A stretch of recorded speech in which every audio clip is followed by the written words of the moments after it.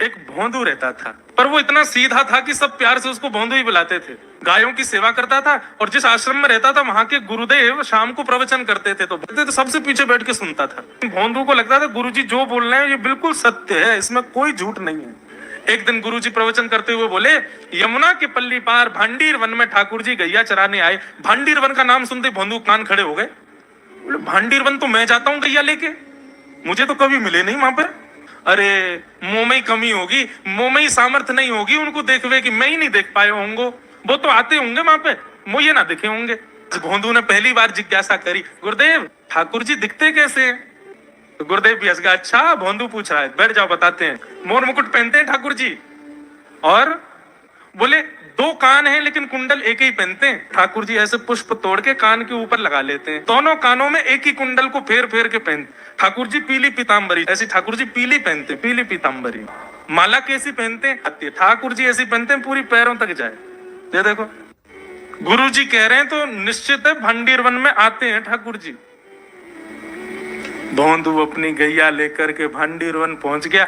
गैया चर रही थी, अब भोंदू ढूंढ रहा है, कभी वृक्ष के नीचे जाके देखे, कभी कहीं देखे, कभी ढूंढे कहीं से चंदन की सुगंधी आ जाए। गुरुजी बता रहे थे उनमें से चंदन की सुगंधी आती है, क्या पता कन्हैया यहीं कहीं हो।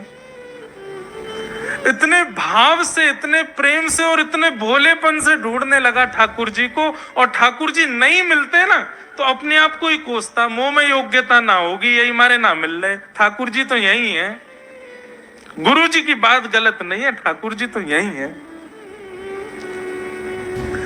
उसके उस सहज भाव पर, उसके उस सरल भोंदूपने पर ठाकुर जी रीझ गए था, खुद को कोस रहा था, मुंह में योग्यता ना है, मुंह ठाकुर जी मिलना ही रहे। इतने में ही देखा सामने से असंख्य गायों का झुंड आ रहा है, और भोंदू ने जैसी उन गायों को देखा, ऐसी गाय कभी देखी नहीं, अलग गाय, सींग चमक रहे हैं, सींगों के ऊपर के भाग में सोने चांदी मड़े हुए हैं, ऐसी ऐसी सुंदर सुंदर तंदुरुस्त गैया। तभी देख रहा है भोंदू, पीताम्बरी पहनी है, गले में वैजंती माला धारण की है, सिर पर पाग पहनी है, एक कान में कुंडल है, मंद मंद मुस्कुरा करके दतुइयां दिखा रहे हैं, कटाक्ष नेत्रों से कभी इधर देख रहे हैं कभी उधर देख रहे हैं, अपनी वेणु को कमर में कस करके गैयाओं के गले में गलवैया डाल करके श्याम सुंदर भोंदू की तरफ चलते भय आ रहे हैं। ये दृश्य देख करके हाथ पांव कांपने लगे भोंदू के। उसको लगा मेरे पास तो आएंगे नहीं, है वहीं से मुड़ जाएंगे, अब मैं उनके पास जाके उनको असहज नहीं करूंगा, यहीं से देख लूं, यहीं से प्रणाम कर लूं। लेकिन जैसे जैसे प्रणाम करके ऊपर देखता, ठाकुर जी और पास आ रहे, और पास आ रहे, और पास आ रहे। जैसे ही ठाकुर जी आकर के बैठे, भोंदू के पास शब्द नहीं है, हाथ पैर कंपित हो रहे हैं, उसको सूझ ही नहीं रहा करूं क्या मैं, इनके लिए क्या बिछाऊं, कहां बैठाऊं। ठाकुर जी ने अपने आप ही भोंदू के गले में हाथ डाली, अरे तेरा नाम कहा है? जैसे ही ठाकुर जी ने नाम पूछा, भोंदू अपना ही नाम भूल गया, बोले मुझे याद ही नहीं मेरा नाम क्या है, पर प्रेम से सब लोग मुझे भोंदू बुलाते हैं। अब तो भोंदू नाम सुनते ही ठाकुर जी ताली दे दे के हंसने लगे, तेरा नाम भोंदू है? बोले हाँ मेरा नाम भोंदू है। और ठाकुर जी आपको अच्छा लगा? बोले हाँ बहुत अच्छा लगा। आपको नाम कहा है? ठाकुर जी बोले तुम मैं ना जाने? बोले जानू तो ना हूं, लेकिन गुरु जी ने जैसा रूप बताया वैसा ही है आपको, तो आप कहीं नंद नंदन तो नहीं हो? ठाकुर जी बोले हाँ मैं नंद नंदन नहीं हूं, यशोदा जी को लाला, नंद जी को लाला। भोंदू बोलो जय हो भगवान, आज आपके दर्शन है गए। गुरु जी और सब बालकन को तो आप शायद रोज ही मिलते होंगे, लेकिन मैं ही अभागो, मोको आप आज ही मिले हो। ठाकुर जी बोले अब चल बात मत बनावे, जल्दी कछु खवा, मुंह को भूख लग रही है। भोंदू एक कपड़े में रोटी बांध के उसमें मिर्च और गुड़ रख करके लेके गया। 2 रोटी थी, भोंदू ने जैसे खोली, एक रोटी ठाकुर जी के सामने धर दी, एक अपने पास रख ले, बोले मैं भी तो खाऊंगा। ठाकुर जी ने बढ़िया रोटी ऐसे घुमाई और प्रेम से गुड़ खामे और रोटी पान लगे प्रेम थे। और ठाकुर जी तो चम एक देर में पा गए। भोंदू तो भूल ही गए, मुंह खानो भी वो ठाकुर जी को ही देख रहा है। ठाकुर जी बोले और जोर की भूख लगी, ला अपनी रोटी दे दे। भोंदू बोलो मुंह को भी भूख लगी है। बोले अच्छा चल आधी आधी खा ले, या मैं आधी तू खा ले आधी मैं खा लूं, दोनों खा लिए। कल तो नेक्स्ट से ज्यादा सी रोटी ले आइयो, भूख ज्यादा लगे। और सुन यही समय आइयो, मिलूंगा कल भी तोते।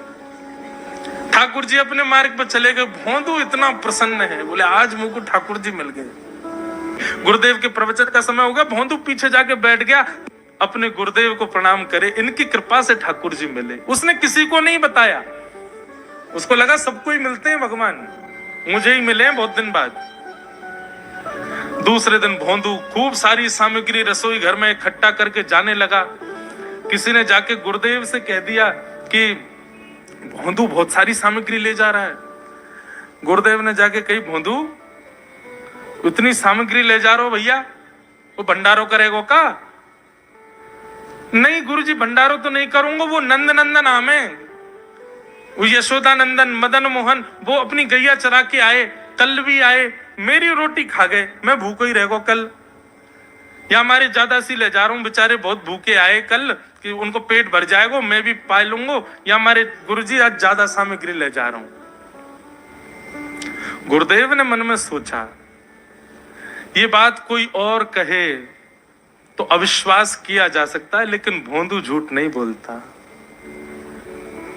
भोंदू कभी झूठ नहीं बोलता, भोंदू की बात पर विश्वास करना ही पड़ेगा। गुरुदेव बोले सुन सुन ठाकुर जी आए थे? बोले हाँ। अच्छा उनका रूप कैसा था?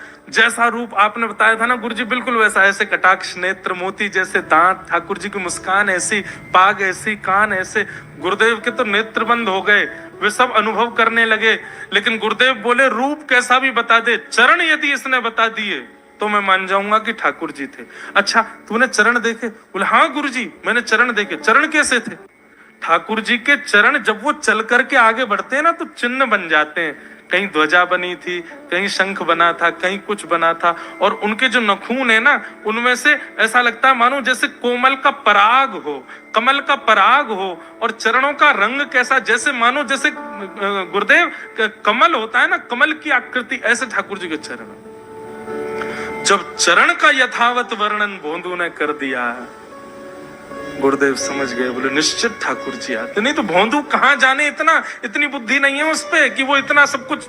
भोंदू एक काम करेगा? बोले हाँ। ठाकुर जी आएंगे तो तेरे सखा बन गए? बोले हाँ। तो उनको लेकर के आश्रम आ जाए। भोंदू बोला कि इतने योग्य बालक हैं, लेकिन ठाकुर जी ने किसी से नहीं कही, मुझसे कही है।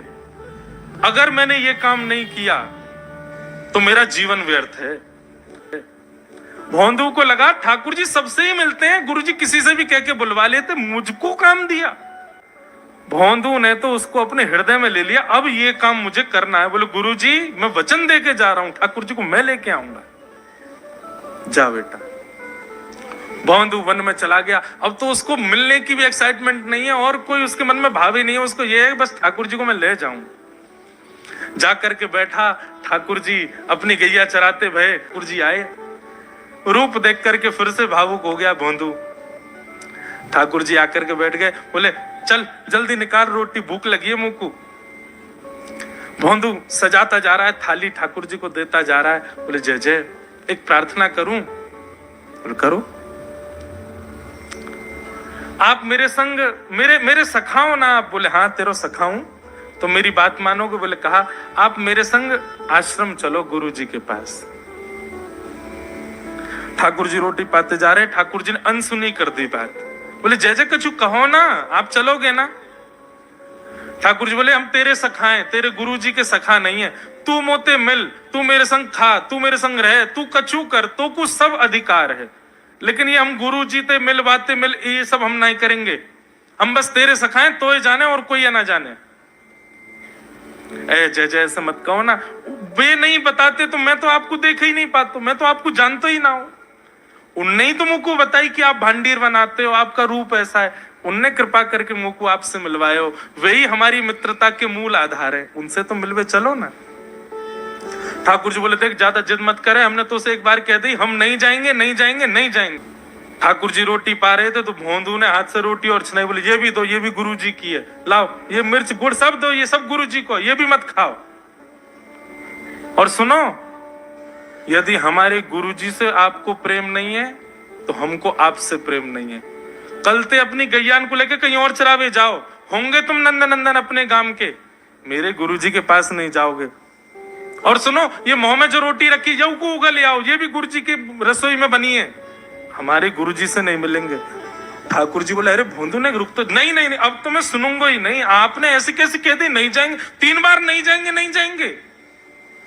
और ये भांडीरवन मेरो है, मैं यहाँ गैया चरावे आऊं, कल से अगर तुम और तुम्हारी गैया दिख गई मुंह को तो तुम्हारी गैयान को लेके मैं चलो जाऊंगा आश्रम, फिर तुम्हारी मैया बाबा तुमको मारेंगे। ठाकुर जी बोले अरे भोंदू इतना नाराज? बोले यदि मुझसे मित्रता रखनी है तो मुंह को वचन देना पड़ेगा कि आप आश्रम चलोगे, और अगर आपने फिर से नहीं कही तो मैं जा रहा हूं वापस, और कभी आपको मुख नहीं देखूंगा, अपना मुख नहीं दिखाऊंगा। ठाकुर जी बोले इस मुख को देखने के लिए या संग के लिए लोग पता हो तो कितनी तपस्या करें। बोले जो तपस्या करें उनको मुबारक, तुम मुंह को ना चाहिए, मुंह ना मिलना तुमते, मुंह कोई गरज ना पड़ रही तुमते, आज तक नहीं मिले, कल ही तो मिले हो मोते, वो भी गुरुदेव की कृपा से मिले हो, जाओ मत मिलियो, मुझे ना चाहिए तुम। ठाकुर जी बोले मैं तो ना जाऊंगा, मैं तो तेरे पास ही रहूंगा। बोले तुम मत जाओ, मैं जा रहा हूं। कि जाने लगा वापस। भोंदू, ठाकुर जी पुकार रहे हैं भोंदू को, मानो जैसे त्रिलोकी लेके जा रहा है वो ठाकुर जी की, जैसे मानो पूरा ऐश्वर्य ठाकुर जी का ले जा रहा हो। अरे भोंदू ने रुक तो जा। भोंदू बोला अपना मुख भी नहीं दिखाऊंगा यदि आप नहीं चलोगे तो। भोंदू थोड़ी दूर गया, ठाकुर जी को लगी वापस आ जाएगा, थोड़ी और दूर गया, लगा अब आ जाएगा, लेकिन जब भोंदू दिखना बंद हो गया हमारे ठाकुर जी विचलित हो गए, दौड़े भोंदू की तरफ। ठाकुर जी दौड़ करके गए और जाकर के भोंदू के पिद्दी पे चढ़ गए। बोले ले चल अपने गुरुदेव के पास, चलूंगा तू जहां कहेगो, लेकिन तो दूर नहीं जान दूंगा। और भोंदू ठाकुर जी को ऐसे ऊपर चढ़ा करके लेकर के आश्रम जा रहा है। गुरुदेव आकर के खड़े हो गए और मन में बस विचार कर रहे थे, हाथ पांव कांप रहे थे। बोले ठाकुर जी आएंगे कि नहीं। इतने में ही भोंदू आया और तभी देखा भोंदू की पिद्दी पर ठाकुर जी टंगे भय आ रहे थे। आज गुरुदेव ने जाकर के पहले भोंदू को प्रणाम किया, बोले जय हो, धन्य है तू, इतनी तपस्या की, इतना भजन किया, घर परिवार त्याग दिया, वैराग्य त्याग सब हमारे जीवन में, तब भी ठाकुर जी नहीं मिले। लेकिन वारे भोंदू, तेरी सरलता, तेरी सहजता, तेरा ये निर्मल भाव कि ठाकुर जी तेरे अधीन होके यहाँ आश्रम तक चले आए।